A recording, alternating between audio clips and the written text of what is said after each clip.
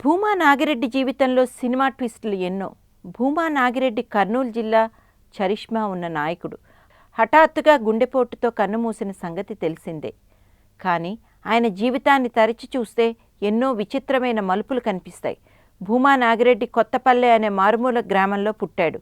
భూమా నాగిరెడ్డి తండ్రి బాలిరెడ్డికి ఫ్యాక్షన్ నేపథ్యం ఉంది. అందుకే తన కొడుకు ఫ్యాక్షన్కి బలి కాకూడదని దూరంగా చెన్నైలో చదివించాడు. ఇంటర్ తర్వాత డాక్టర్ చదువు కోసం బెంగళూరు వెళ్ళాడు.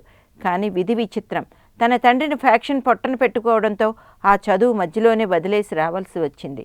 అలా ఆయన డాక్టర్ కాబోయే రాజకీయ నాయకుడయ్యారు. శోభానాగిరెడ్డితో వివాహం ఆయన జీవితంలో మరో మలుపు. కర్నూలు జిల్లాలో పేరున్న పొలిటికల్ ఫ్యామిలీ ఎస్వి సుబ్బారెడ్డితో ఆయనకు బంధుత్వం ఉంది. వరసైన ఎస్పీ సుబ్బారెడ్డి కుమార్తె శోభారాణి భూమా నాగిరెడ్డి ప్రేమించుకున్నారు. మేనత్త కూతురే అయినప్పటికీ కుటుంబ సభ్యులలో విభేదాల కారణంగా పెళ్లికి అంగీకరించలేదు. అందుకే శోభా భూమా ప్రేమ వివాహం చేసుకున్నారు. ప్రధానిపై పోటీ మరో మలుపు. 1991లో తెలుగువాడైన పివి నరసింహారావు ప్రధాని అయినప్పటికీ ఆయన లోక్సభ సభ్యుడు కాడు. ఆయన నంద్యాల నుంచి పోటీ చేసి 5 లక్షలకు పైగా మెజారిటీ తెచ్చుకున్నారు. మళ్ళీ ఆయన 1996లో పోటీ చేసినప్పుడు ఆయనపై భూమా నాగిరెడ్డి పోటీకి దిగారు. అప్పుడు పివి కేవలం 98,000 మెజారిటీ మాత్రమే సాధించారు.